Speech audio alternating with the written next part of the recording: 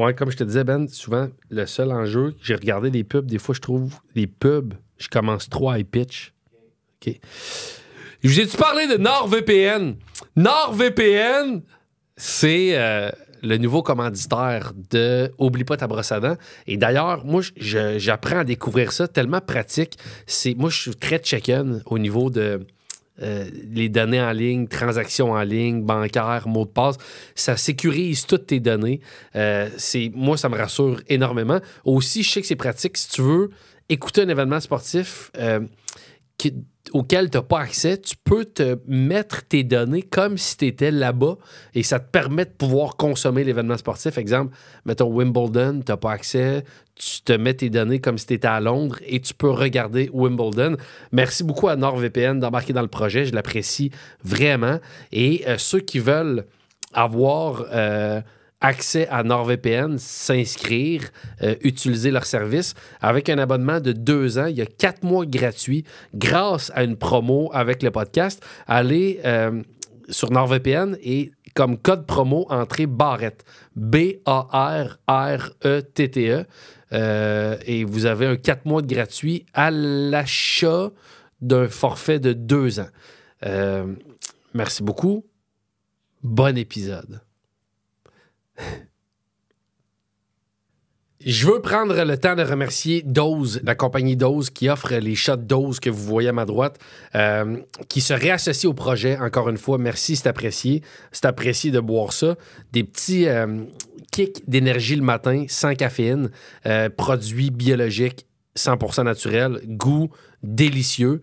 Ça, honnêtement, c'est vrai que ça donne un petit boost d'énergie. Mettons, je vais jamais faire du UFC. Mais si je devais affronter Georges Saint-Pierre dans l'octogone, j'ai peu de chance. Je vous dirais, gagez pas sur moi. Mais c'est sûr que je m'essaye quand même de boire une shot dose avant de monter dans l'octogone. C'est ma seule chance de le battre. Ceux qui veulent faire une transaction en acheter en ligne, lors de la transaction, il y a un code promo associé au podcast, brosse à dents 20. Brosse à dents, dents est au pluriel, 20, et vous avez un 20% de rabais sur votre transaction. Merci infiniment, Dose, de commanditer le projet. Et à vous qui êtes en peine d'amour, bon épisode. Allô tout le monde, ici Alexandre Barrette. Bienvenue à mon podcast Oublie pas ta brosse à dents. Et aujourd'hui, épisode que j'ai beaucoup apprécié avec Alice Morel-Michaud, jeune actrice, jeune femme de 26 ans qui a vécu une rupture très douce et saine. Puis c'est le fun à entendre comme récit parce que souvent, je reçois des gens qui me parlent de ruptures très difficiles, houleuses, des fois même un peu violentes. Là, c'est maturité, communication, douceur. Je trouve que ce sont des beaux objectifs à atteindre comme façon de se laisser. Et elle est super intéressante, donc j'espère que ça vous plaira. Bon épisode avec Alice Morel-Michaud.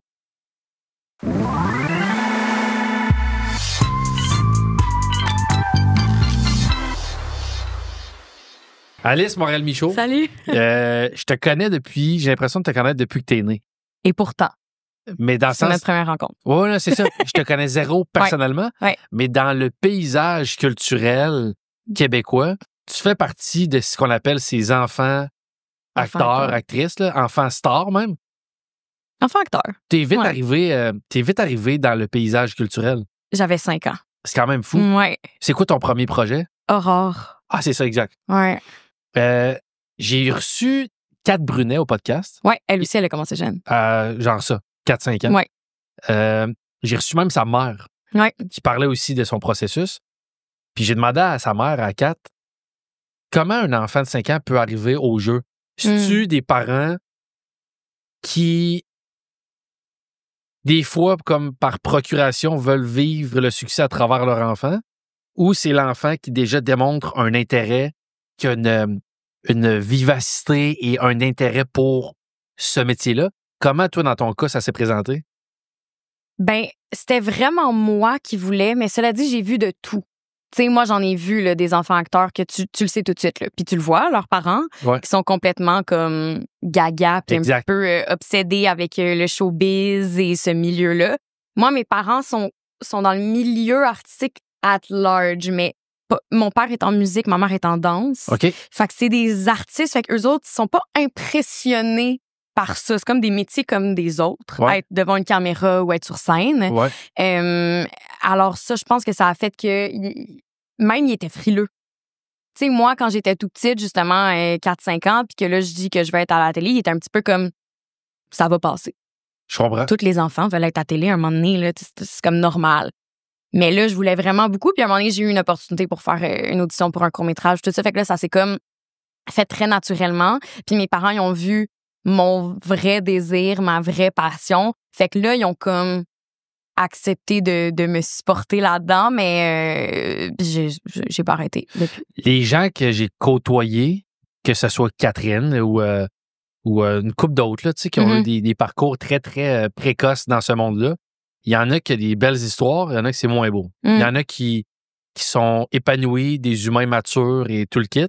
Il y en a qui ont des fois une vision un petit peu plus amère de ça. Je travaillais quand j'aurais dû être en train de m'amuser ou tout ça. Tu sais, toi, si tu évalues à date ton parcours, là, t'as 25 ans, c'est ça? 26, oui. 26, bon, ça fait que ça fait 21 ans que tu fais. Ça n'a aucun sens de dire à quelqu'un qui a 26 ans, ça fait 21 ans que tu travailles. C'est vraiment bizarre. Toi, c'est heureux? Y a-tu des phases moins heureuses? Y a-tu des côtés négatifs? C'est une belle histoire, je trouve. Mais je suis vraiment consciente que j'ai pas eu une enfance ou une vie normale. Tu sais, je suis capable là, de me comparer aux gens de mon âge. Puis surtout, j'étais aussi capable de le faire quand j'étais au primaire, quand j'étais au secondaire, de me rendre compte de comme, OK, les gens autour de moi, on n'a pas les mêmes fins de semaine, on n'a pas les mêmes soirées, on n'a pas les mêmes étés. Tu sais, moi, je faisais pas de camp de jour. Ah ouais? Tu sais, j'étais très consciente de cet écart-là un peu, mais en même temps, j'étais tellement contente de vivre les expériences que je vivais que je savais que j'échangerais pas ça pour une vie normale. Ouais. Mais je pense que ça a plus été difficile à l'adolescence. OK. Que là, j'étais comme... J'avais l'impression que, c'est ça, j'avais des sacrifices difficiles à faire entre être une ado puis être une adulte qui doit travailler. T'as-tu des frères et sœurs? J'ai une grande sœur. Bon, ça, c'est quelque chose qui m'obsède tout le temps. Pas que ça m'obsède, mais c'est parce que j'ai été en couple. Je me répète un peu l'épisode avec la mère de Kat Brunet, mais que j'étais en couple avec une joueuse de tennis qui avait un gros, gros succès et dont on dirait que toute l'attention était sur elle. Ouais. Puis j'ai toujours ressenti que sa sœur, c'était difficile. D'être la sœur d'une athlète qui a un gros succès, qui fait les articles de journaux constamment, tout ça. Je trouve que l'expérience que moi j'ai côtoyée, Catherine puis son frère avait de l'air 0 envieux de ce métier-là. Toi, est-ce que avec ta sœur, ça crée des frictions, de la jalousie, de la tristesse de son côté? Non, jamais. Ma sœur est tellement en paix avec ça. Puis tu sais, quand j'ai commencé, elle est plus vieille, elle est 5 ans plus vieille. Fait que moi, quand j'ai commencé à 5 ans, elle avait comme 10 ans. Puis mes parents, ils lui ont dit, tu sais, est-ce que tu veux venir accompagner Alice une journée sur un plateau tournage, voir c'est quoi? Puis si t'aimes ça, si ça te tente, on va faire la même chose pour toi, on va t'inscrire dans une agence. Puis elle est venue une journée, je pense, je faisais une pub. Puis après 2 heures, elle regarde mon père, elle est comme, c'est tellement plate. Ah ouais, okay. On peut-tu s'en aller? C'est long. Pourquoi on attend? Qu'est-ce qui se passe? Tu sais, elle était 0 là-dedans. Donc non, elle a jamais été dans de la jalousie, dans la compétition. Je trouve que mes parents ont été vraiment bons pour toujours comme autant souligner ses exploits à elle, que ça soit genre avoir une bonne note en mathématiques, avoir la promotion de la semaine au Uniprix où est-ce qu'elle travaillait, que moi qui est genre qui obtient un rôle dans un film. Ben bravo à tes parents. Oui, puis je trouve ça vraiment cool. Ben oui, parce que ce métier-là, moi je pense qu'il y a des gens qui sont déjà de façon innée déjà un peu centrés sur eux ou arrogants. Ouais. Puis il y en a qui sont de façon innée humbles et altruistes et pensent aux autres. Mais je pense que ce métier-là peut accentuer des choses. Tout à fait. Je pense des fois, on te fait croire, puis je suis pas en train de dire que je trouve ça, là, mais on te fait croire que ce que tu fais, c'est important. Ouais. Alors que c'est pas important. Oui, tout à fait. Plus que n'importe quel autre métier. Fait que chapeau à tes parents qui ont bien négocié ça. Avant de rentrer dans les relations amoureuses, tout ça, parce que c'est ça le sujet. Dernière question, parce que ça me fascine. Ouais. T'as 5 ans, t'as des cachets, d'adulte, dans le sens qu'il n'y a pas de salaire pour enfants. Fait que déjà, à 5 ans, d'habitude, les gens n'ont pas de revenus. Ouais. Les gens, les premières petites... J'ai commencé à tondre des gazons, j'avais 12 ans, tu sais. 5, 6, 7, 8, 9, 10 moi, je faisais un rapport d'impôt. Ben, c'est ça. Ouais. Comment la gestion de l'argent, est-ce que c'est quelque chose que... Évidemment, tu es accompagné assurément par tes parents ou un conseiller, une conseillère. Ouais. Comment on vit ça, avoir 12, 13, 14 ans, puis avoir, j'imagine, une autonomie financière? Ça crée-tu de la pression ou c'est quelque chose de le fun? Ben, encore une fois, mes parents ont été bons. Ils ont vraiment bien encadré ça, je trouve. Évidemment, tu sais, jusqu'à mes 18 ans, c'est eux là, qui géraient mon argent. Puis quand je dis gérer, c'est de manière très minimale parce qu'ils touchaient pas. Ils faisaient juste le placer dans un compte puis être comme, un jour, ça servira. Ouais. Mais tu sais, c'est sûr que ça faisait que, mettons, mes amis, qu'il y avait comme une allocation qui venait de leurs parents, mais moi, mon allocation, c'est moi qui m'a donné. Je comprends. Fait que c'est mes parents qui établissaient quand même la somme. Fait que, tu sais, mettons, comme ils feraient pour n'importe quel enfant. Fait que, je sais pas moi, mettons 20$ par semaine, mais c'était mon 20$ à moi. OK, mais justement, de mon compte. Je reviens à ta sœur. Ouais. Mais ils donnaient aussi un petit peu d'argent de poche à ta sœur. Ouais. De leur argent, eux. Ouais. Fait qu'ils aiment plus ta sœur que toi. C'est ça, en fait. Tes parents, Alice, c'était le constat que je voulais qu'on travaille aujourd'hui. Tes parents t'aiment pas. Ouais, ben je pense qu'on devrait les appeler puis régler ça tout de suite. Ouais, mais oui, c'est sûr que c'est un peu particulier, c'est un peu bizarre, mais je pense qu'ils ont vraiment toujours été très transparents par rapport à ça avec moi. Ouais.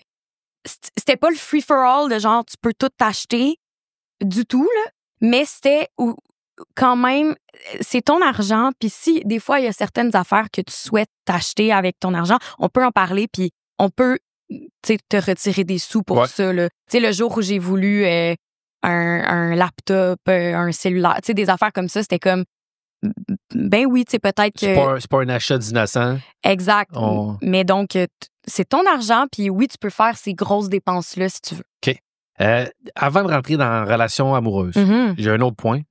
Je te connais peu. Je connais la jeune actrice, là, tu sais. Je te connais pas. On s'est jamais croisés. Non. Puis on a un gros écart d'âge aussi, là, tu sais. On n'est pas la même. Toi, t'as 50 quelques, c'est ça? Oui, c'est ça. 43. Mais bien joué. Je connais des gens. Je t'ai quand même lu des choses sur toi. Je t'ai entendu dans d'autres podcasts. Tu me sembles quand même une jeune femme très, très. Comment je dirais ça? De plusieurs causes. Très engagée socialement. Je t'ai entendu sur des sujets comme, je veux pas dire des choses que tu n'as pas dites, là, mais la grossophobie ou tout ça. Est-ce que c'est quelque chose que tu as développé en devenant un adulte ou ça a toujours t'hérite ça un petit peu de sujets qui ont été abordés avec tes parents quand tu étais enfant? Est-ce que tu as hérité de ce côté-là un petit peu plus engagé socialement? Oui, j'ai toujours été comme ça. Puis oui, ça me vient vraiment de ma famille. Tu sais, je pense dans beaucoup de familles, il y a comme la règle, hey, à table, on parle pas de politique, on parle pas d'argent, on parle pas de religion. Moi, ma famille, c'était le contraire. Okay. C'était comme, on parle de politique, on parle d'actualité. Je pense que mes parents souhaitaient avoir des enfants qui allaient devenir comme, tu sais, des citoyens informés, engagés. Puis moi, j'étais très curieuse, ça m'intéressait. Fait que du plus loin que je me souvienne, je m'assoyais avec mes parents pour regarder le téléjournal, puis je posais des questions, puis ils me répondaient. Puis c'était vraiment comme, voici l'information, discutons-en, fais-toi ta propre opinion, on n'a pas peur d'avoir des débats, on n'a pas peur de pas être d'accord. Fait que j'ai vraiment grandi là-dedans, fait que c'était comme, c'est ça, très encouragé, très naturel, puis j'ai comme rapidement développé une passion pour la politique. Et donc, par moi-même, ça me tentait de m'informer. Et donc, de là, j'étais comme, il y a des injustices dans le monde. Alors, très tôt dans ma vie, j'ai décidé de comme me battre pour certaines causes, ouais. Est-ce que, je sais même que tu as déjà fait un peu de politique. Oui, j'ai travaillé en politique, ouais. Qu'est-ce que tu as fait? J'ai travaillé à l'Assemblée nationale. OK. Ouais. Quel rôle? J'étais attachée numérique pour Québec solidaire. OK. Fait que je faisais de la création de contenu. OK. Ouais, des réseaux sociaux. Ouais. Toujours en étant active au niveau de ta carrière d'actrice? J'ai comme pris un petit peu de recul pendant quelques années. OK. Parce que j'avais fait ça toute ma vie. Puis je me posais juste des questions. En fait, ça a toujours été une passion pour moi, le jeu, puis ça, c'était clair. Mais à un moment donné, début vingtaine, après la pandémie, en fait, là, que là, tout ralentissait dans le milieu, il y avait moins de contrats, puis tout ça. Puis j'ai eu comme, pour la première fois de ma vie, un moment pour vraiment me poser des questions sur qu'est-ce que je veux. Puis je me suis juste demandé si c'était là-dedans que je me sentais le plus accomplie.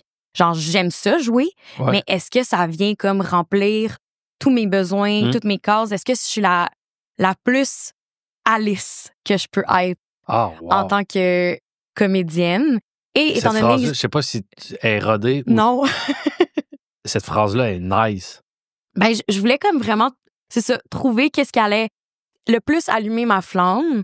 Puis, vu que j'avais toujours eu cette passion-là pour la politique, j'avais comme une curiosité qui était non assouvie. Là. J'étais genre, j'ai besoin de mettre les deux mains dedans. Là. J'ai besoin d'aller voir si c'est une vie qui me convient, travailler dans l'ombre.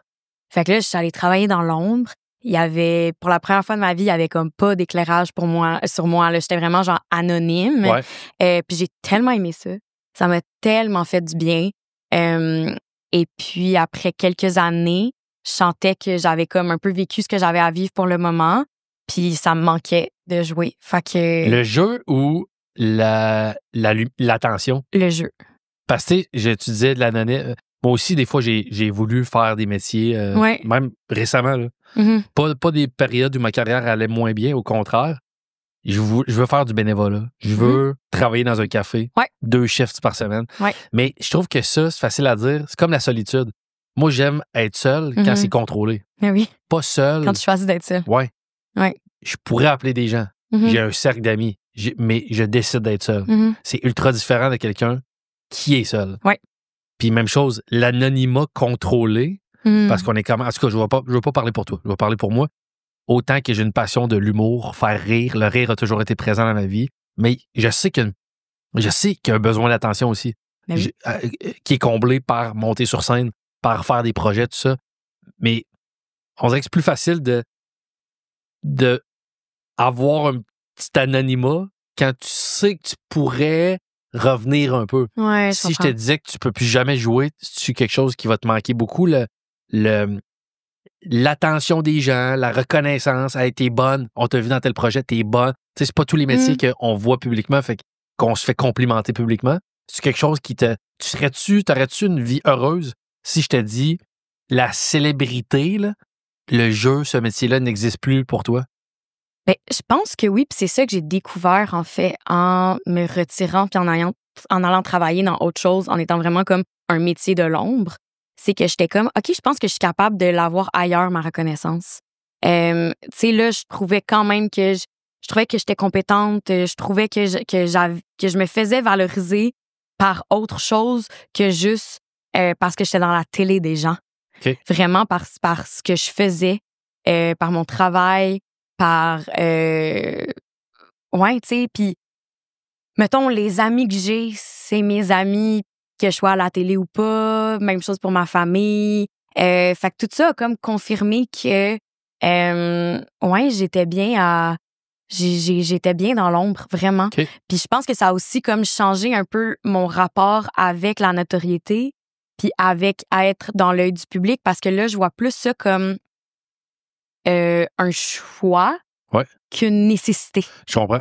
Je suis pas comme je vais tout perdre si un jour mes contrats s'arrêtent. Je suis comme non, ça va me manquer de jouer, mais je vais être capable de faire autre chose puis je vais être correct.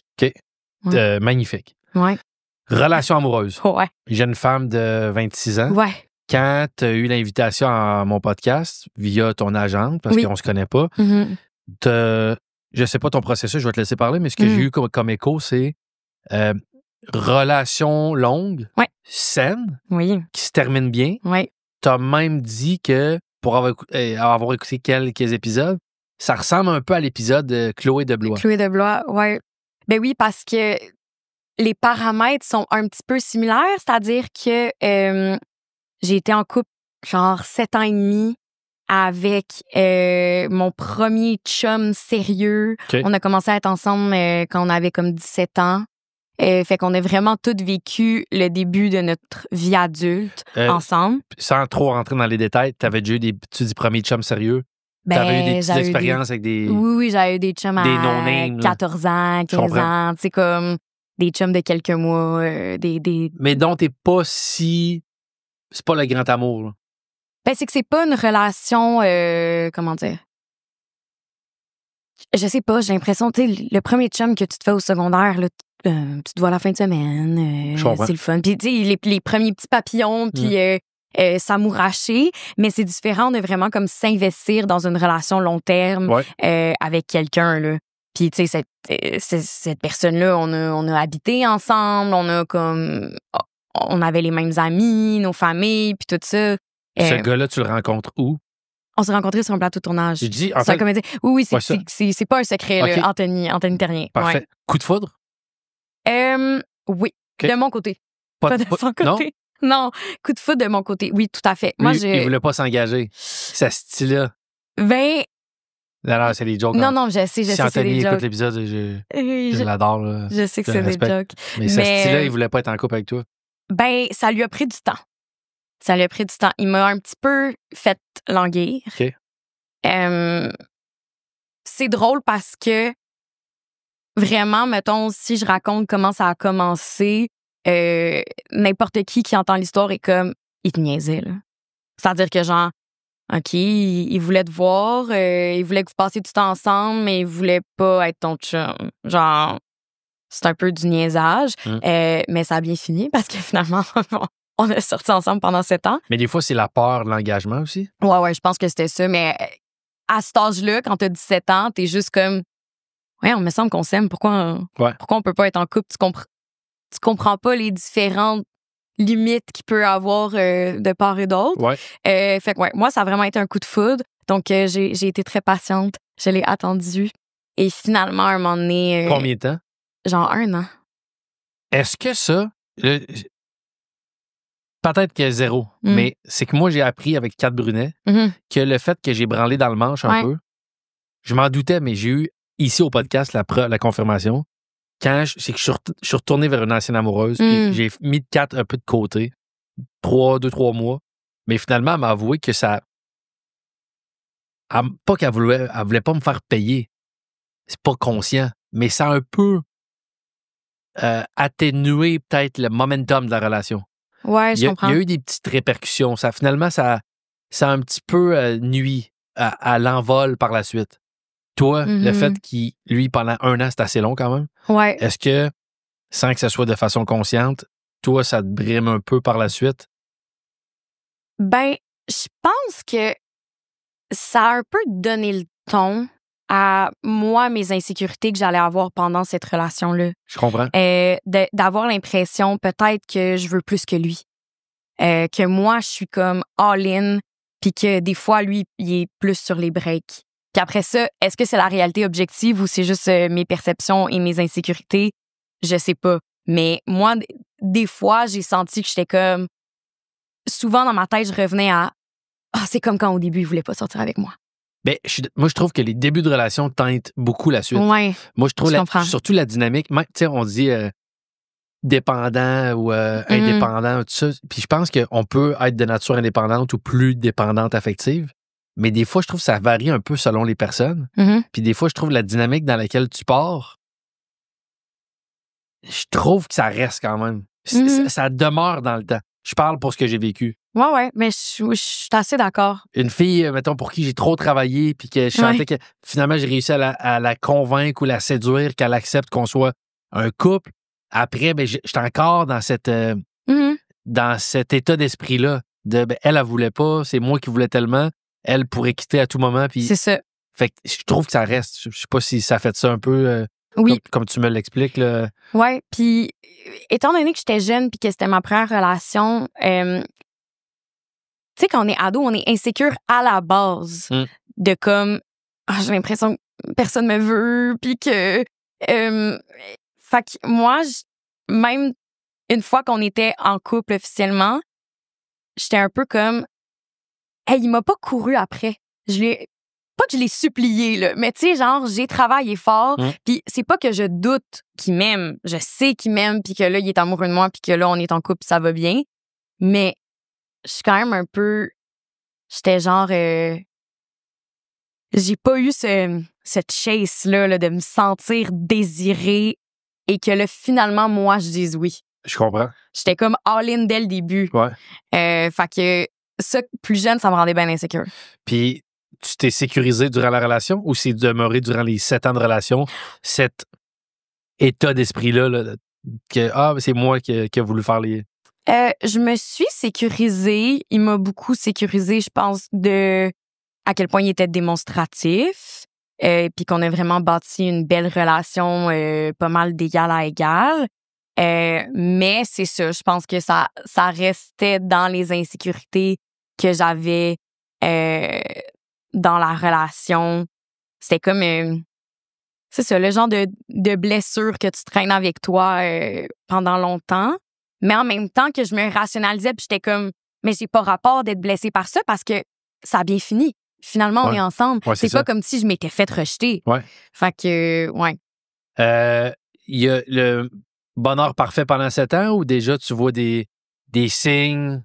Bonheur parfait pendant 7 ans. Wow. Moi, j'ai vraiment, je me considère tellement chanceuse d'avoir eu une relation saine en tant que comme première relation sérieuse et dans ces années-là surtout. Tu sais, j'ai tellement d'amis que comme leur amour d'adolescence et même de comme jeune adulte a été genre crève-cœur. Puis qui se sont pas bien fait traiter dans ces relations-là, tu sais, des relations toxiques et que donc là après ça ils doivent réapprendre à aimer. Puis moi, je me trouve tellement chanceuse parce que au contraire, je suis comme, moi, j'ai eu le plus bel exemple du monde de c'est quoi me faire respecter par un partenaire, c'est quoi de la bonne communication, c'est quoi une complicité, c'est quoi vraiment une relation saine dans laquelle les deux mettent des efforts. Et donc, la barre est tellement haute pour toutes mes prochaines relations. Fait que j'ai comme l'impression que c'est une immense chance que j'ai. Vraiment, vraiment. On parle de rupture. Oui. Un peu comme j'ai confronté Chloé de Blois. Elle, c'est avec Marc-Antoine. Ils ont été, je pense, 10 ans, 11 ans, je suis pas sûr. Relation parfaite. Puis par la suite, je n'ai parlé de ça. Je reçois une sexologue qui vient à l'occasion. Puis je dis, qu'est-ce qui fait que des relations, ça fait si mal, puis que d'autres relations, ça finit à bon terme? Puis elle dit un aspect que j'ai trouvé tellement intéressant. Des fois, c'est juste de la chance. Je t'explique que on est en phase dans la façon de quitter un peu au même moment. Parce que quand un des deux se distancie, puis sent que ça devient plus une amitié, il n'y a plus d'amour, mais que l'autre est encore all-in, c'est là que ça peut faire mal. Mais quand des fois elle dit, ça peut être soit des gens très matures qui communiquent bien, qui s'exposent bien, qui se respectent mutuellement, donc même dans la façon de rompre, c'est encore dans l'harmonie. Puis elle dit, des fois, il peut y avoir aussi la chance qu'on soit en phase dans notre façon que ça devienne plus amical qu'amoureux. Toi, tu dirais que c'est quoi, un mix des deux? Simplement 2 personnes matures qui savent communiquer? Ou peut-être vous êtes connectés dans le temps pour avoir switché tranquillement vers l'amitié? En fait, je dis ça. Je sais même pas si ça a switché vers l'amitié. Mais oui. C'est vraiment ça, en fait. On a vraiment été en phase. En fait, mettons, 1 an avant qu'on se laisse pour vrai, là, lui, il a comme, pour la première fois, exprimé des doutes. Puis là, c'est là que je suis comme, on a bien communiqué. Parce que il a été très honnête à la place de se réfugier dans quelque chose d'autre ou de comme mettre fin à ça du jour au lendemain. Il a dit, écoute, je te dis en ce moment, moi, qu'est-ce qui se passe dans ma tête? Je suis plus certain de cette relation-là. Je suis plus certain d'être amoureux pour telle raison. Tu le reçois comment? Ça m'a fait vraiment de la peine. Là, à ce moment-là, ça m'a vraiment fait de la peine. Puis, on a comme eu des longues discussions, on s'est laissé le temps, puis là, on a décidé de continuer à travailler sur certains aspects que peut-être qui faisaient qu'ils se sentaient moins amoureux ou que la relation fonctionnait moins bien. Parce que c'est sûr que quand t'es avec quelqu'un pendant aussi longtemps, je pense que on se fait tout le temps dire, hey, des relations long terme, là, ça change, hein? L'amour, ça évolue. Puis moi, je sais que je me suis beaucoup posé cette question-là. Là, ce que je ressens, puis que je me pose la question, est-ce que je suis encore en amour? C'est juste passé normal parce que ça fait vraiment longtemps qu'on est ensemble puis que j'ai plus comme de petits papillons comme au début? Ou c'est que je suis vraiment plus en amour? T'as pas de paramètres? Parce que tu l'as jamais vécu à être Exact. 7 ans en couple avec un gars. Exact. Et aussi parce que même si finalement c'était vrai que j'étais plus en amour, j'aime la personne. Ouais. Fait qu'après ça, c'est difficile aussi d'être comme, OK, mais moi, ce que je ressens pour cette personne-là, c'est de l'amour, mais est-ce que c'est de l'amour amoureux? Ouais. Fait OK, que mais c'était bien mélangeant. Puis c'est ça, lui, quand il a commencé à exprimer des doutes, là, moi, je m'en suis rendu compte 1 an plus tard, mais il y a quelque chose qui a brisé à ce moment-là. J'étais comme, après ça, plus capable d'y croire. Même si on se disait, OK, on reste ensemble, on s'aime, on travaille sur telle affaire. travailler de quelle façon? Puis peut-être, là, je vais pas rentrer trop dans ton intimité si tu veux. Mais exemple, t'existes des thérapies de couple avec un psychologue, un sexologue, tu peux établir ensemble une meilleure façon de communiquer, quoique tu dis que vous communiquez bien. Ouais, c'était... Des fois, c'est dans l'intimité. Qu'est-ce que tu fais comme travail dans ta relation? C'était plus par rapport à nos besoins qu'on trouvait qu'ils n'étaient pas comblés. Tu sais, mettons, moi, j'étais comme, j'aimerais ça qu'on passe plus de temps ensemble, vraiment de qualité. OK, fait qu'on va essayer de, 1 fois par semaine, se faire une date. Tu sais, ce genre d'affaires-là. Ouais. Puis pendant un moment, ça a fonctionné. On a mis des efforts. Mais c'est ça, à un moment donné, le temps passait. Puis là, moi, je me sentais une insécurité de par le fait que c'était comme la première fois que je voyais une craque dans la relation qui me semblait parfaite et que je me suis rendu compte que je commençais tout le temps à me dire ouais, mais à un moment donné, ça va finir. Ouais, mais à un moment donné, ça va finir. C'est comme l'affaire de genre on reste ensemble pour tous nos jours et on va se marier, on va avoir des enfants. J'y croyais plus parce que j'étais comme je pense qu'on fait juste repousser cette rupture-là qui est inévitable. Et ça a fait que j'ai commencé à faire mon deuil dans la relation.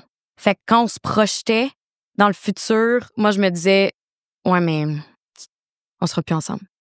Chloé Deblois, je fais un parallèle parce que c'est très similaire. Ouais. Elle, là, je veux pas parler pour elle, mais c'était tellement une conversation intéressante. Puis où elle a remarqué que elle se projette plus dans l'avenir, c'est que elle a arrêté de regarder des maisons sur Centris. Il y avait le projet de déménager ensemble. Puis à un moment donné, elle regardait plus de maison. C'est ce qui l'a fait cliquer que je me vois plus avec ce gars-là à long terme. Tu sais. Toi, y a-tu de quoi y a-tu une affaire qui t'a fait réaliser autant que j'aime cet humain-là, on se respecte, tout ça. Je me vois pas à long terme avec lui. Ouais. J'arrivais pas à booker des billets d'avion pour un voyage qu'on avait prévu dans quelques mois. OK. C'était pas des années à l'avance, c'était pas comme un projet peut-être, c'était très concret, c'était comme hey, là, on décide qu'en juillet, on part à tel endroit. Puis là, mettons, on était comme au mois de mars. Puis là, c'est genre, ouais, il faudrait acheter nos billets d'avion. Puis j'étais comme, pas sûr qu'en juillet, on va être ensemble. Ah ouais. Puis quand je me suis rendu compte de ça, j'étais comme, ben là, je pense que tu sais ce qu'il faut que tu fasses, là. Parce que ça veut dire que là, c'est même plus que t'es pas capable de te projeter dans le grand futur, là. C'est comme t'es pas capable de te projeter la semaine prochaine. C'est ça. Si t'es pas capable. Après autant d'années avec quelqu'un, si t'es pas capable de te projeter dans quelques mois, c'est parce que ça marche pas. Puis là, j'ai comme pris du temps toute seule et avec des amis pour genre réfléchir à ça. Puis j'ai l'impression que c'est là que j'ai fait comme mon deuil. C'est-à-dire que on était encore ensemble, mais genre je pleurais tous les soirs. Là, j'étais en peine d'amour là, de cette relation-là que je savais que je devais quitter. Ah, wow. Puis là, finalement, à un moment donné, j'en ai parlé. Encore une fois, ça s'est super comme bien fait dans le respect et la communication. Les deux, on était comme OK, on n'est pas sûr parce que on s'aime. Fait qu'on s'est comme laissé un peu de temps, juste genre, on va moins se voir. On habite ensemble. Fait que lui était comme, hey, je vais aller passer une couple de jours chez mon ami. Moi, j'étais comme, OK, je m'en vais voir des amis, moi aussi. Tu sais, juste réfléchir un peu, mais on est encore ensemble, là. C'est pas un break, genre. Je comprends. Puis là, finalement, c'est ça. Ça a été full mature. On s'est dit comme les deux très, très mutuels, là. J'étais comme, ouais, je pense pas que moi, je peux revenir à y croire. Puis il était comme, ouais, je pense qu'on est rendu là. Puis tout de suite, dans cette conversation-là, quand t'es comme, OK, on se laisse. On s'est mis des paramètres pour notre rupture. Parce qu'on s'est dit, on veut être des amis éventuellement. Ouais. Et on veut être absolument de quelconque manière dans la vie l'un de l'autre pour toujours. Puis ça, c'est quelque chose qu'on se disait quand on était en couple. Ouais. À chaque fois qu'on était comme, si un jour on se laisse, on disait tout le temps, on reste dans la vie l'un de l'autre, c'est sûr, sûr, sûr, sûr, sûr. Moi, je me souviens, je disais tout le temps, Anto, il va être à mon mariage. Je sais pas si c'est lui que je marie ou si c'est juste parce que il va être dans les invités, mais il va être à mon mariage, je le sais. Fait que là, quand on s'est laissé, on était comme, OK, faut penser long terme. Notre objectif final, c'est qu'on soit amis. Fait que pour faire ça, c'est quoi notre stratégie? Fait que là, on était comme, OK, on se parle pas. Vraiment, là, on coupe tous les contacts pour pas qu'il y ait de petits genre aller-retour bizarre, ambiguïté, pour pas qu'il y ait de petits textos genre je m'ennuie. On était comme, ça pourrait gâcher notre future amitié. Okay. Fait qu'on se parle pas. Puis un moment donné, on va être prêts, puis là, on va être amis. Mais avez-vous établi pour combien de temps? On n'a pas établi pour combien de temps, mais juste comme on se laisse du temps. Puis les deux, on est vraiment têtus, fait qu'on l'a fait. Pendant genre, du jour au lendemain, là, pendant genre 4 mois, on s'est plus parlé. Zéro. Aucun texto, aucun appel, aucun rien. Dur ou pas? Vraiment. Ben oui. Mais, c'est ça, les deux, on est extrêmement têtus, puis on était comme long terme. Vraiment, genre stratégie. Ouais. Comment faire pour être amis dans un moment donné. On sait pas quand, un moment donné. Fait que c'est ça. Puis là, finalement, je pense, genre, ça a pris, 4, 5 mois peut-être. Puis à un moment donné, on a comme un peu recommencé à se parler. Puis là, on sentait qu'on avait fait du chemin chacun de notre côté, puis qu'on pouvait commencer à, OK, peut-être aller prendre un café, puis se demander comment ça va, se prendre des nouvelles. Puis là, un moment donné, avec le temps, ben là, on se voyait de plus en plus, puis là, on est comme des super amis. Est-ce que vous... Tu sais, mettons, je reviens parce que je fais tellement beaucoup de parallèles, je suis tannant, mais Chloé puis son ex, ils se tenaient au courant aussi. Ouais. De « Hey, j'ai quelqu'un » ou... Toi, est-ce que vous avez été capable de faire ça? Puis si oui, est-ce que ça te faisait mal? T'as beau, mettons, savoir que c'est pour... T'es plus amoureuse, on est mature, on fait ce move-là, mais de savoir que celui qui a été dans ta vie pendant 7 ans, mettons, couche avec une autre fille ou même développe un petit quelque chose avec une autre fille, est-ce que, un, vous l'êtes dit, puis deux, si oui, est-ce que ça te faisait très mal? Ça a pris 1 an avant qu'on s'en parle. Okay. Puis, encore une fois, ça s'est fait vraiment naturellement, là. C'est pas comme on s'est dit qu'on voulait pas s'en parler, que c'était tabou, que ça nous faisait mal ou rien. Je pense que c'est juste les deux, on savait que on voulait vraiment comme se donner de l'espace pour chacun vivre ce qu'on avait à vivre avant d'essayer de voir si ça se pouvait être amis. Ouais. Fait que c'est un moment donné, 1 an plus tard, un moment donné, on s'est vus puis on était comme hey, faut comme je te raconte quelque chose de vraiment drôle qui s'est passé avec tel gars que j'ai vu. Ha ha ha, moi, il s'est passé telle chose avec telle fille que j'ai vue. Puis là, on s'en est parlé. Okay. Puis là, maintenant, c'est comme full ouvert qu'on se raconte ça. Mais je suis vraiment contente qu'on l'ait pas fait. Parce que moi, ça m'a permis de ce que j'avais à vivre avec d'autres gens. Je sentais que j'avais vraiment aucun compte à rendre à personne. Ouais. Puis ça m'a comme donné une liberté que j'aurais peut-être pas eu si j'avais tout le temps, je sais pas, si j'étais en train de me dire comme qu'est-ce que Anto il penserait de ça. Ouais. Et par le fait même, j'étais zéro au courant lui qu'est-ce qu'il vivait. Ouais. Puis ça aussi ça me faisait du bien parce que j'étais comme ça me sert à rien de m'imaginer quelque chose. Ouais. Je le sais pas. Puis pourtant, on a plein d'amis en commun, puis on a quand même réussi à pendant 1 an avoir genre aucune idée la vie de l'un de l'autre. Ouais. Puis là, c'est ça. Maintenant, on s'en parle, puis ça va bien. Il y a une copine, puis j'ai passé du temps avec elle, puis des fois, j'ai l'impression qu'on est comme une petite famille reconstituée, là. Puis peut-être que en fait, assurément, il va être à ton mariage. Oui. Si tu te maries. Je suis certaine. À quoi, mettons, je me mets dans la position de quelqu'un qui écoute l'épisode, qui est fasciné par des ruptures comme ça. Ouais. Parce que la plupart des ruptures, ça fait mal. Ouais. Puis t'as eu mal, là. T'as eu de la peine. Oui, ça fait mal. T'as eu une période où t'as été... Mais qu'est-ce qui fait que des gens réussissent? Tu l'expliques à quoi? Que des gens comme toi et ton ex réussissaient de façon ultra mature à rester dans la superbe entente? Mhm. puis même en ayant les deux le but de rester amis, puis là, tu dis que vous êtes restés des bons amis. Qu'est-ce qui fait que des couples réussissent, puis d'autres, ça finit mal? Ça finit à... Ouais, je sais pas, mais c'est sûr qu'il y a la notion de respect. Tu sais, autant quand on était en couple qu'après dans notre rupture, on s'est vraiment jamais manqué de respect. Fait que, il y a jamais eu de trahison, il y a jamais eu de cachette.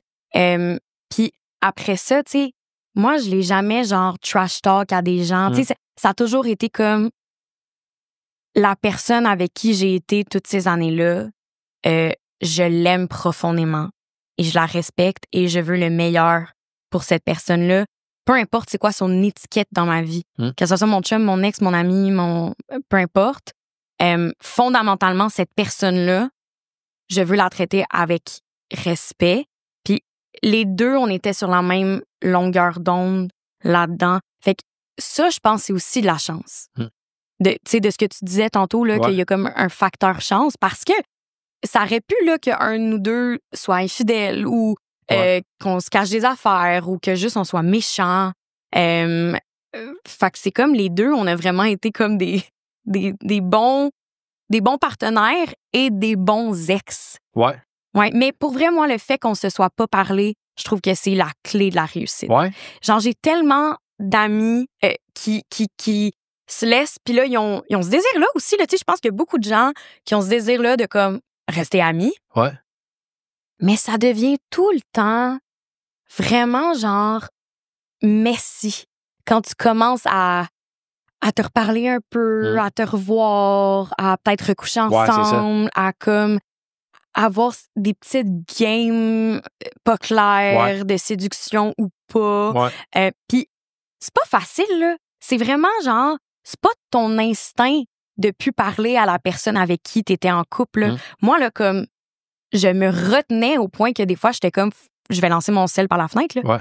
Genre, le nombre de fois que j'ai écrit des messages puis j'ai pas envoyé. Je comprends. C'est pas que ça me tentait pas. C'est pas que c'était juste facile. Mais j'étais comme, il faut pas parce que je vais pas assouvir, mettons, mes désirs de en ce moment. Je vais penser à dans 3 ans.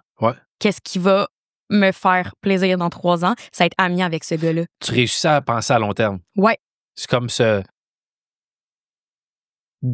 repousser dans le temps un désir à court terme. Exact. En sachant que ça va être mieux. Exact. Puis à chaque fois, ça devenait de plus en plus facile parce que je me disais, hey, toutes les autres fois, Alice, que ça tentait de le texter, tu l'as pas fait. Puis t'étais correct. Je comprends. Fait que tu vas encore une fois résister. C'est vraiment comme, puis là, je veux dire, j'ai jamais eu de comme dépendance, là, mais des fois, j'entends des personnes parler, mettons, d'un sevrage d'alcool ou de drogue ou de cigarettes. Puis je pense que c'est, des fois, avec des ruptures, là, c'est quasiment le même processus. Exact. Ouais. Ouais. Ben, ils disent, je sais pas si j'ai entendu ça, ça prend 21 jours au corps, pas nécessairement physique, mais au cerveau, à se défaire d'une habitude. C'est les 21 jours les plus durs, peu importe c'est quoi. Boisson gazeuse, café, cigarette, alcool, drogue. Et j'imagine ça aussi. Pas qu'après t'as plus mal ou pas qu'après c'est facile, mais le gros le corps pour se faire déconditionner vraiment. Là. Exactement. Tu sais, des gens comme moi qui n'ont pas beaucoup de vocabulaire. C'est là que je suis content de faire un épisode avec des gens comme toi qui ont du vocabulaire. Question pour toi. Tu parlais de on n'a pas été infidèle. Ta génération, t'as 26 ans. Je trouve que vous avez beaucoup d'ouverture. Je pense que c'est le cas tout le temps de génération en génération d'être plus ouvert face aux nouvelles réalités. À tout niveau. Diversité sexuelle, diversité ethnique, dans le sens, toutes les minorités, mais pas péjorativement, tu sais, des situations plus différentes.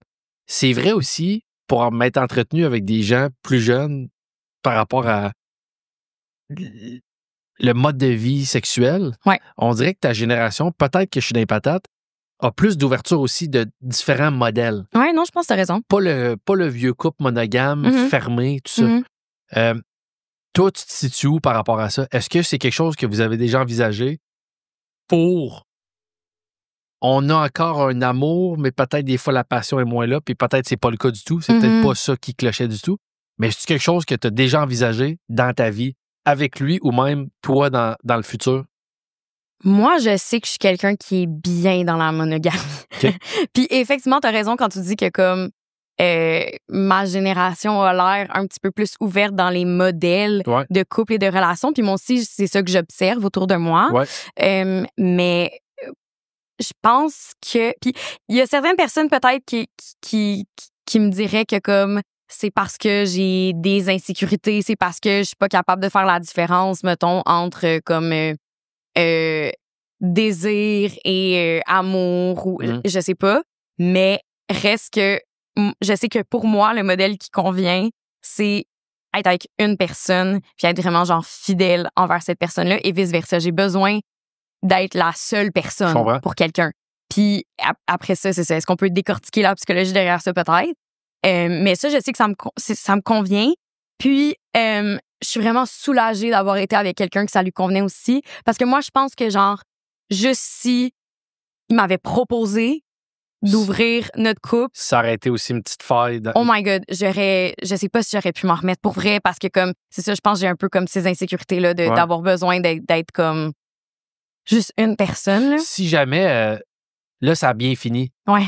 Puis, ça a bien fini à tout niveau, là, tu sais. Mm-hmm. Pas d'infidélité, pas respect mutuel, synchronisation peut-être de vous deux qu'en même temps, vous constatez que ça...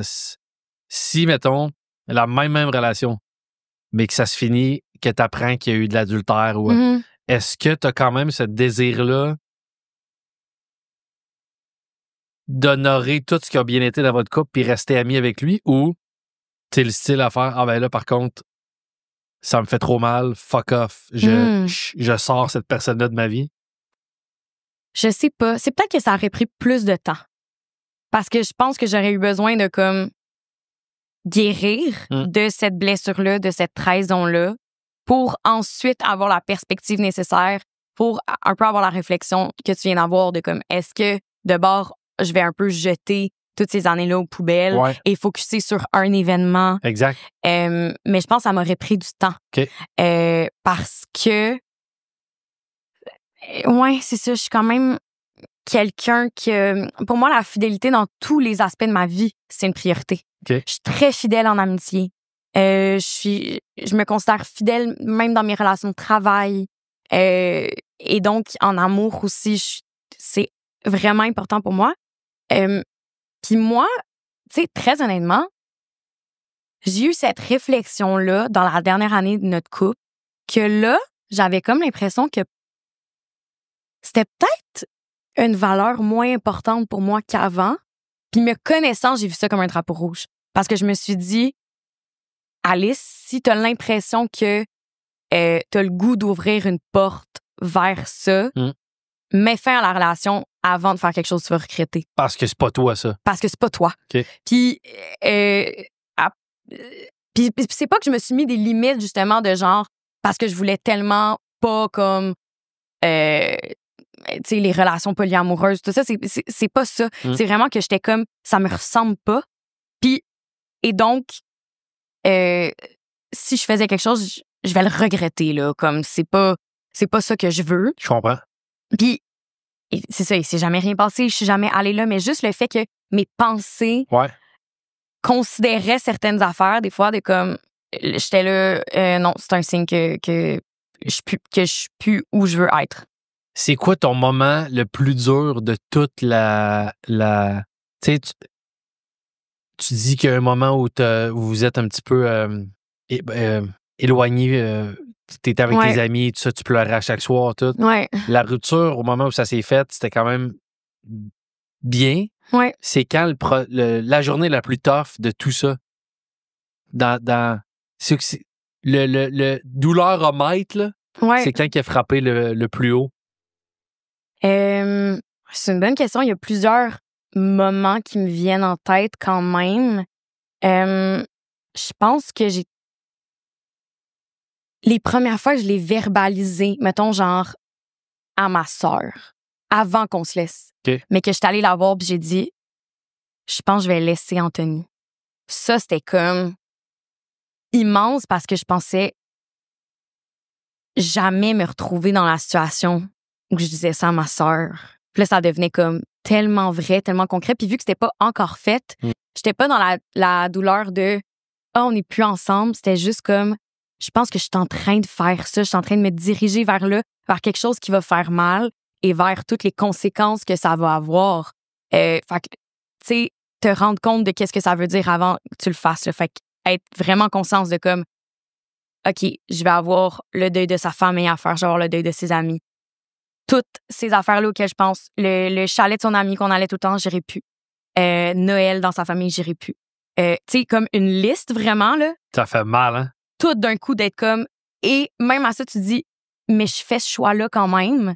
C'est crève-cœur. Ben, je me fais l'avocat du diable parce que l'épisode de Chloé, je suis tannant à tabarouette, mais j'ai vu tous les commentaires. Un commentaire qui revient beaucoup, c'est « OK, mais si ça a l'air si dur, si vous aimez tant que ça, pourquoi d'abord tu le fais? » Qu'est-ce qui garde ce moteur-là de dire « Non, je sens que je dois quand même le laisser, malgré tout le respect qu'on a l'un pour l'autre, puis tout cette conscience-là que ça me fait mal. » Mais je pense que la réponse est juste là. Si tu es conscient d'à quel point ça fait mal, mais que tu sais qu'il faut que tu le fasses quand même, c'est faut que tu le fasses quand même. Je comprends. T'sais, parce que sinon, personne n'a envie de choisir d'avoir mal pour le fun. Ouais. Fait que moi, tous ces deuils-là que j'anticipais, qui me semblaient immenses, c'était pas assez gros pour me dire non, je choke. OK. J'étais comme même à ça, Faut que je le fasse. Faut que je le fasse.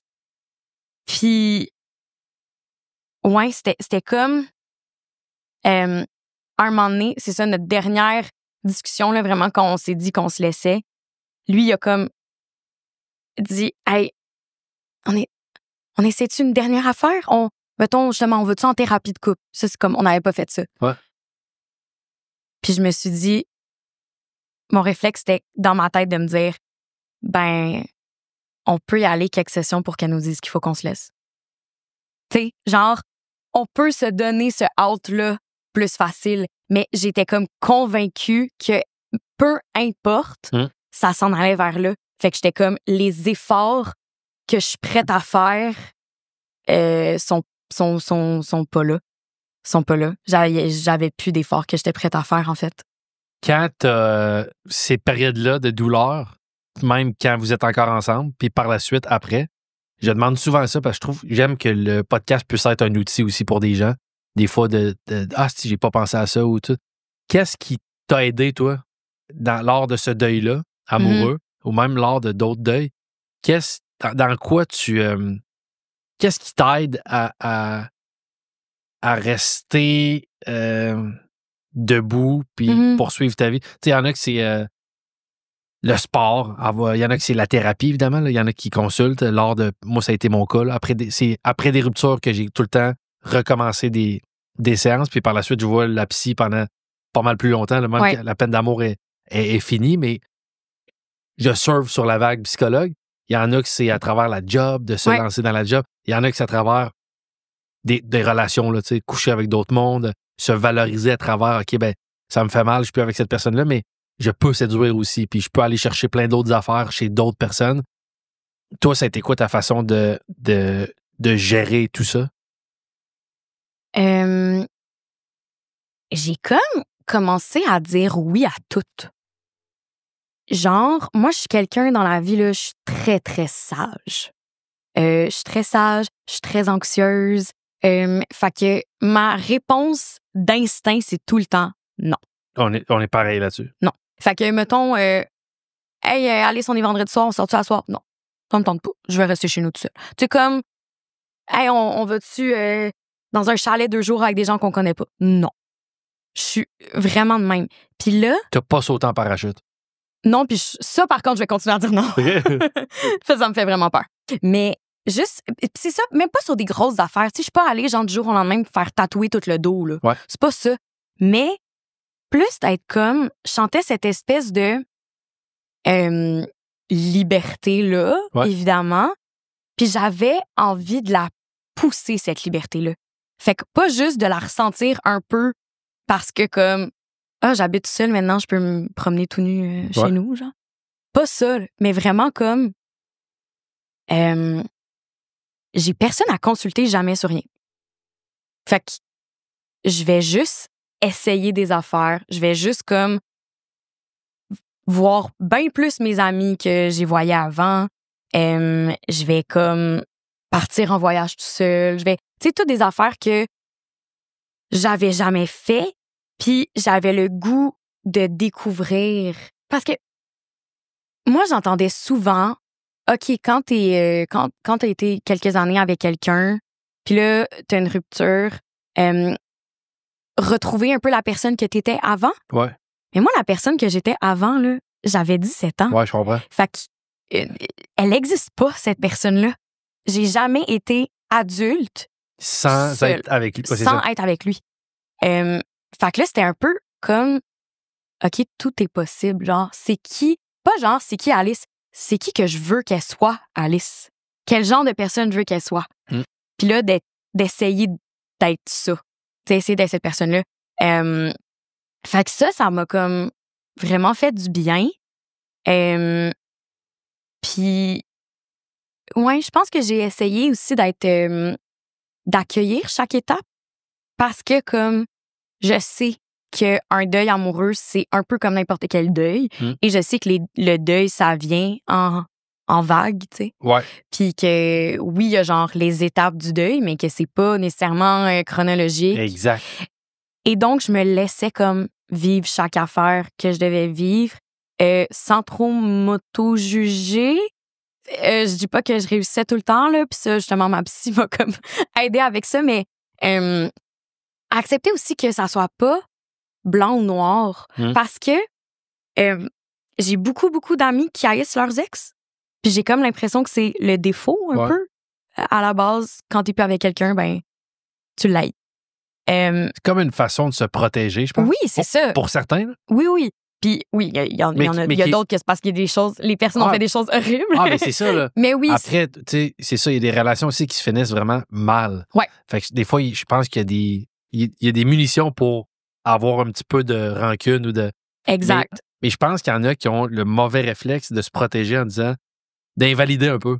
Ouais. Mais anyway, esti, il est con, ou c'est une conne, ou peu importe, tu sais. Fait que je pense que c'est un moyen. Je suis pas en train de te dire que je suis d'accord avec ça, mais je constate effectivement qu'il y a beaucoup de gens qui ont recours à ça. Ouais, puis je pense que moi, c'était d'accepter que OK, je suis plus amoureuse de lui. Je ressens vraiment plus de sentiments amoureux. Je suis contente de plus être dans cette relation-là. Je regrette pas mon choix, mais je m'ennuie quand même de lui, puis je m'ennuie quand même de la relation. Puis ça, j'avais comme un peu, pas un sentiment d'imposteur, mais à chaque fois que j'en parlais à des gens, à mes amis, même à ma psy, toutes mes phrases, j'y commençais par « Mais là, je suis plus en amour avec, là. C'est juste que, ces temps-ci, je m'ennuie. » Tu sais, je me justifiais tout le temps. On dirait que j'avais tellement peur que de dire que je m'ennuyais, ça voulait dire que j'étais encore amoureuse ou que je voulais retourner avec ou que je regrettais. Puis j'étais comme, je regrette pas. Je veux vraiment pas qu'on revienne ensemble. Je sais que c'était pour le mieux. Mais en ce moment, j'aurais vraiment aimé ça qu'on soit dans notre appart ce soir puis qu'on écoute un film ensemble. Genre, j'aurais le goût de ça en ce moment. Je comprends. Puis ça me fait de la peine. Puis là, de vivre cette peine-là, sans penser que ça veut comme dire autre chose. Tu sais, mettons, j'avais peur aussi que lui l'interprète mal. Ouais. De comme si je lui nomme. Ouais. Ah, ben là, elle est encore accrochée. Oui. Ouais. Puis là, surtout quand, mettons, lui, il a commencé à être avec quelqu'un d'autre, puis tout ça. Ouais. Là, j'avais encore plus peur parce que j'étais comme, hey, je veux pas que tu penses que, genre, j'ai le goût qu'on se voit puis qu'on passe du temps ensemble parce que, comme, je m'ennuie puis je tripe sur toi, là. Vraiment pas. C'est juste, je t'aime en tant que. Puis c'est drôle parce que je dis tout le temps ça quand je parle de notre relation d'amitié en ce moment.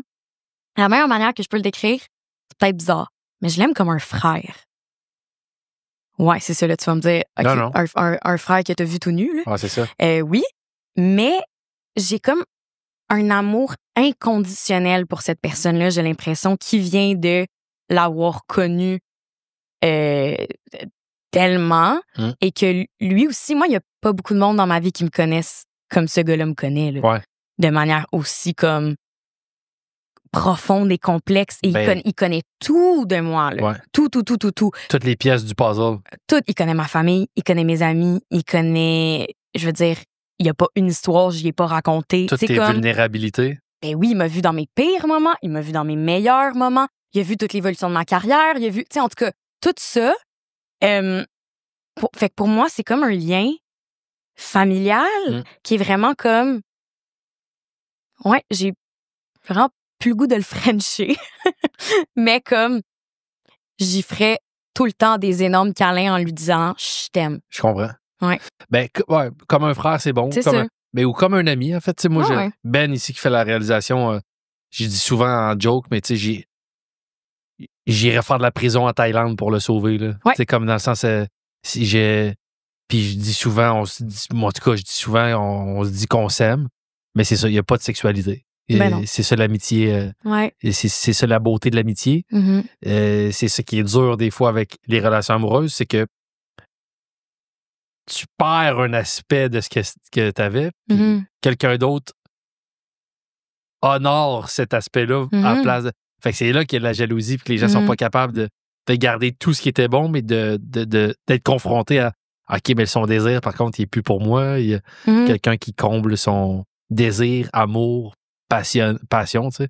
Je veux que le podcast puisse faire œuvre utile un peu. Une jeune femme ou un jeune homme, parce que je dis jeune parce que t'es jeune, mais pas que tu peux pas... Ton discours peut parler à quelqu'un de 50 ans aussi, tu sais, mais je crois que tu vas attirer beaucoup de clientèle peut-être plus jeune qui, grâce à toi, vont peut-être découvrir le podcast. Allô? Salut.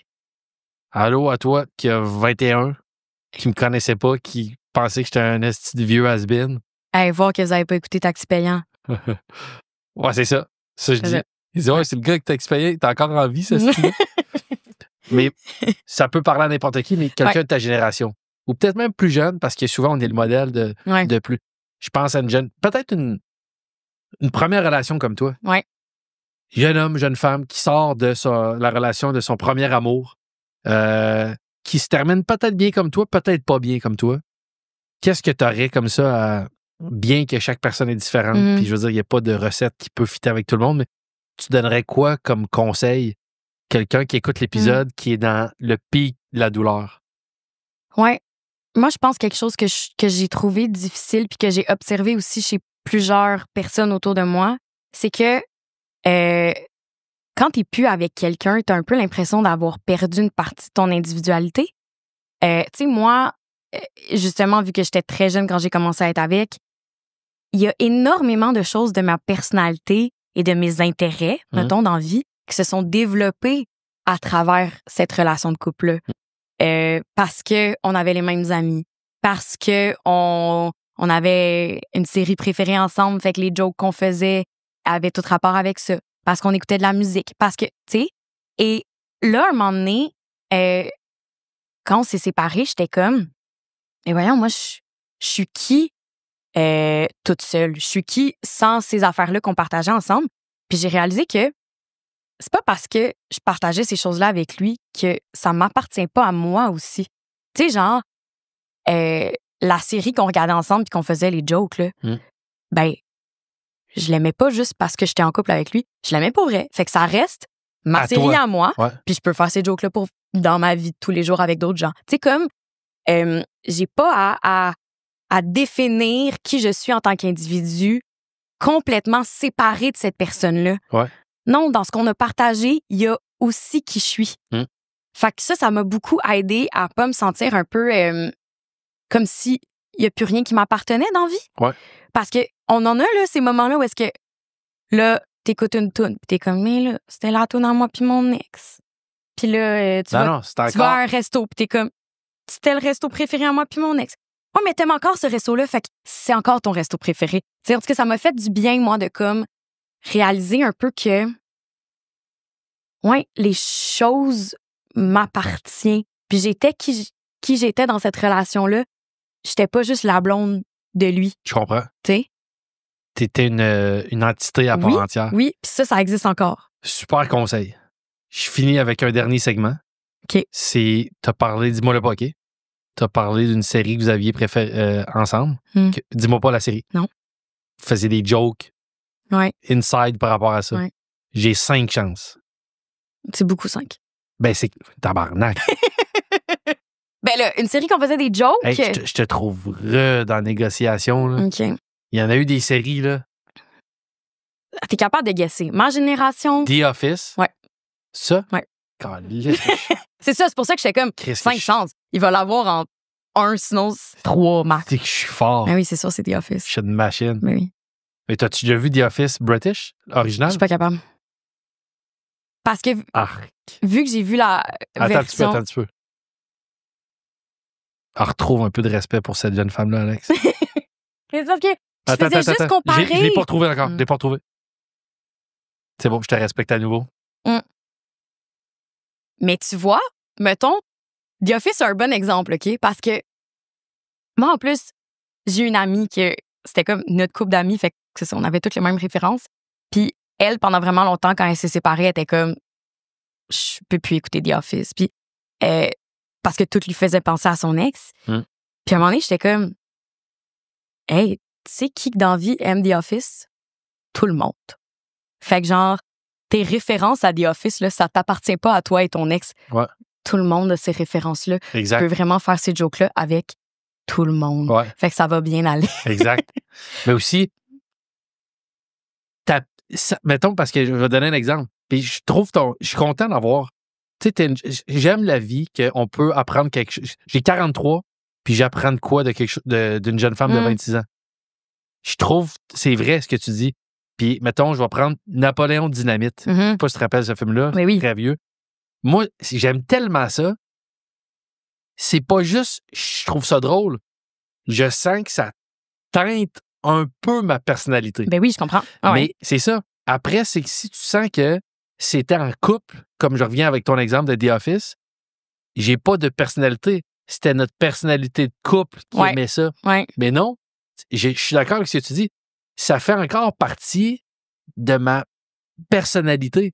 J'aimais pas juste, mettons, The Office avec mon chum.